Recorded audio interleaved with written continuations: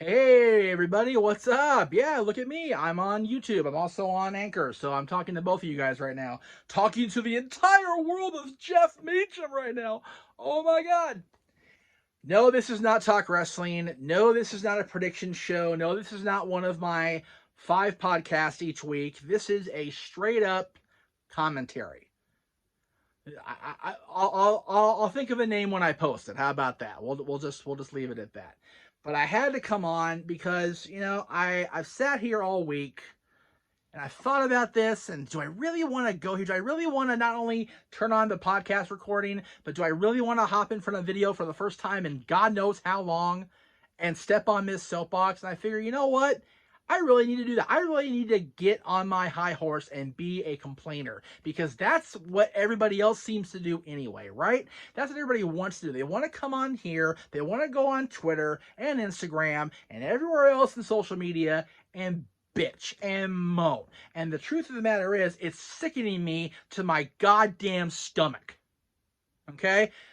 For the longest time, actually, not even the longest time, my entire podcasting career, and that goes back 17 and a half years or so, since October of 2002, when Mike and I sat down on opposite ends of the country and recorded the first ever Extreme Mayhem. From that moment, it has been an uphill struggle against the stigma of the internet. And that was back then. It's worse now than it ever was.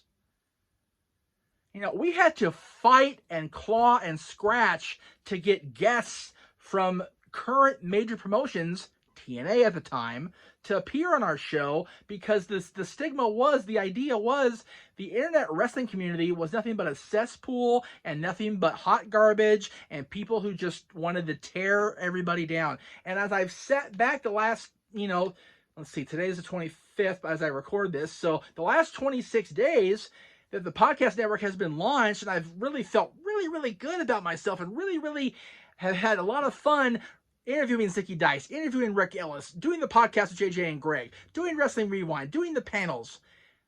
I go on Twitter. I don't know why I feel the need to dig into my Twitter feed and really see what people are thinking because, quite honestly, there are a bunch of assholes out there. Okay? I called one person out the other day and I gave him a very detailed, lengthy reply to his many troll questions. And to his credit, he apologized for being a troll, and I gave him the credit back for owning up to the nonsense. Okay? But that was just the tip of the iceberg. That guy at least had enough chutzpah and enough genuine regret in his heart to say, you know what, dude? My bad. I'm sorry. I apologize. Not too long after I launched the podcast network, I posted a request to Hulk Hogan. And I tagged Jimmy Hart, and I tagged my own podcast Twitter handle in that post. And in that post, I requested that Hulk come on my show and talk about the book and the movie The Secret, a book that he and I had bonded through over Twitter, because I had posted that I had discovered The Secret through Hulk's writing about it in his autobiography. And he, with no, provocation or, whatever from me, sent me 3 tweets back. Just out of the goodness of his heart. And I thought that was so cool. And in a time where people like to crap on Hogan, and Lord knows there are a lot of people like to crap on Hogan, and Lord knows I've been one of the few that stood back and go, you know what? He's my guy. He is the guy in 1990, when I first turned on WWF Superstars of Wrestling in syndication. He is the guy that drew me in. And in that moment, 11 years ago almost, when I got to shake his hand, get that big paw wrapped around this paw, and take that picture, yes, I looked like a complete goof. I was miserably happy. I was overwhelmingly happy and filled with joy. And yes, I had my stupid book bag up in front of my Hulkamania logo t-shirt, so all you can see is red and my Red Angels hat. But the smile is what the business was right there. I got to meet Hulk Hogan and take a picture with him that people to this day give me shit over because you got to meet Hulk Hogan. Even people that don't watch wrestling were jealous of that picture because it's Hulk freaking Hogan. And this complete douchebag on Twitter singles out the picture of Hulk and I and says I look like a social needs kid on this picture. The degree to which this pissed me off cannot be understated on so many levels.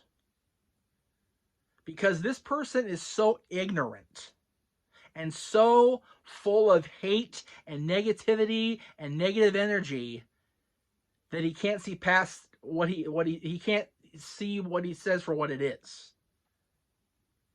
For the record, I don't talk about this very often on any platform.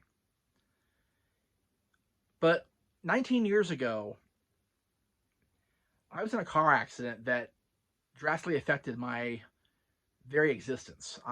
This eye is permanently impaired, hence the glasses. If you guys had met me before 2002, or 2001, no glasses. This ear, I got the earmuff on there and everything. It barely works because I hit right back here. So the receptor to that ear is pretty much shot to shit. But the biggest impact was it triggered an onset of bipolar disorder. And to this day, I struggle with crippling depression, crippling anxiety, and a lot of social issues. However, there are kids and adults in this universe of ours that are far more worse off than I. So for this person, and I use the term person somewhat loosely for the record, to belittle my picture with my favorite person in entertainment or sport of all time, and compare me to people with problems and belittle those people's problems in the process is fucking disgusting. Okay? I then made the mistake of going on this guy's Twitter feed. Glutton for punishment. I don't know. Maybe. All this person, he follows 8 people and he has no followers. So clearly he's talking to himself. But he ats enough people where he gets attention from people like me, which is what he wants. So I'm giving you that attention, sir, by telling the world that you're a piece of crap. And it's people like you that force people like Matt and Nick Jackson to just say, fuck it, nope, and walk away. That enable people to attack people in their moment of triumph.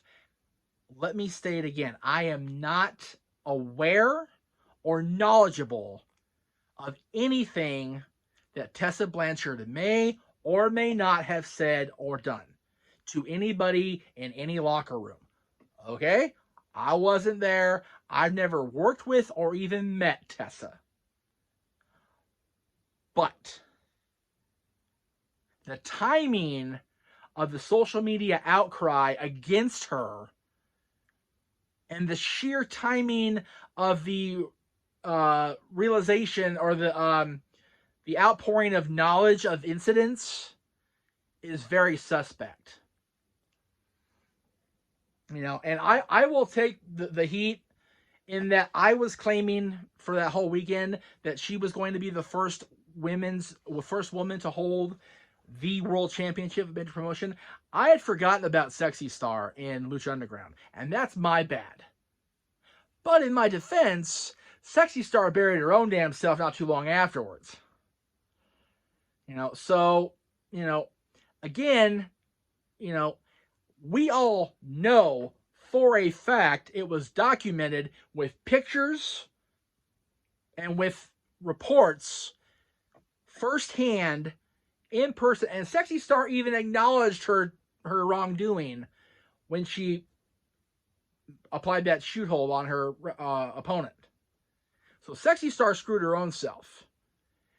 None of us on social media, other than the people that allegedly saw or, talked to the victim of Tessa's bullying or whatever it was, okay, knows what really happened. But we all saw fit to, oh, well, she's a bitch and she doesn't deserve anything she gets and she's a horrible person. None of us know that. Grow the fuck up. It's ridiculous. Why are wrestling fans so quick to jump on the everything is crap bandwagon, yet when things are starting to go good, people just, oh, well, this happened, so clearly it's wrong. I seem to remember not so long ago when people were crapping on Sami Callihan for what happened when he's in NXT. And yet people could not wait for him to just bury Tessa because Tessa's such a bad person. You can't have it both ways, guys. You just can't. All I've seen the last... I can't remember how far back it goes, but it's just been one negativity thing after another. It's to the point where I'm recording these podcasts and predictions for the pay-per-views over the weekend. I enjoyed it because I just watched the product and I watched it on my TV and I sat in front of this recording device and I talked about it because that's what I love to do. Yes, I use Twitter to promote my shows during the week. Yes, I use Instagram to promote my shows during the week. And yes, I use Facebook Messenger to talk with the people on the team about what's coming up in the weeks to come. But I'm almost to the point of saying, you know what? If you've got something negative to say, or if you feel the itch to tweet something naughty, no! I can't ground 6 billion people, or, 6 billion people on the planet for being a bunch of immature little shitheads. But I can hope that my apparent whining and complaining, because you guys are going to say I'm whining and complaining, and that's fine. That's fine. Let me step over here for a second. I just now started watching WWE again, as far as Raw, SmackDown, and I didn't watch 205 yet. But I've not watched in Survivor Series. I haven't felt the desire to. And I am not afraid to say I was wrong to cut that out of my life. I enjoyed Raw last week. As I record this, I've not watched SmackDown last Friday, but it is the go-home show for Survivor Series weekend. So in theory, we're going to see some pretty good stuff. I don't know that. But I don't feel the need to jump on YouTube or Anchor or Spotify or Google or Apple Podcasts and tear everything down. That's not my job. My job, I feel, is to give opinions without tearing things down. You guys seem to criticize Aaron quite a bit for being so negative. And if you hate it so much, why do you watch? That's his job, you guys. Watching these shows, analyzing these shows, reporting about these shows, be it WWE, be it AEW, be it the NWA, Impact Wrestling, any of them, that's how he pays his bills. I don't pay my bills doing this shit. This is all fun money for me. Okay? It really is. I'm not making that much of it. I do this for the fun. But the people out there, like I talked about, make it not fun. You guys have, seemingly, and I could be wrong, I could be on an ego trip, I don't know, maybe. But you guys have clamored for my grand return to podcasting for almost 2 years. Because you guys recall, I stepped away after WrestleMania 33 when The Undertaker seemingly hung up his hat once and for all. I've been back here and there occasionally on the No DQ panels or predictions or reviews or things like that, and doing my own thing here and there on my channel, And but it really took listening to Xpac 12360, hearing the Anchor ad, and thinking to myself, I can do podcasts. I can set my tablet up and record these things. I can sit here with a headset on and talk for 15 minutes about shit. I can do that. I don't have to get dressed. I don't have to shave. I don't have to look pretty. I can do that. And it's been so rewarding because it's what I started doing when I first got into this stuff. On a happenstance phone call or email even from Aaron Rift. And I miss the simplicity of the audio portions of podcasting. It's been awesome. I love it. I just don't like the negative stigma that comes with wrestling fans. I saw a great quote on social media. I think it was Friday morning. Nobody hates wrestling quite like wrestling fans. That's sad. But it's true. It very much is true. No one hates on this business quite like wrestling fans. And it's a damn shame. And we all need to grow up and be better about it. Sorry for my video return being so negative. Sorry for the podcast being so negative driven today. But it needed to be said. I need to get off my chest. So, on with the shows. We will see you guys next time.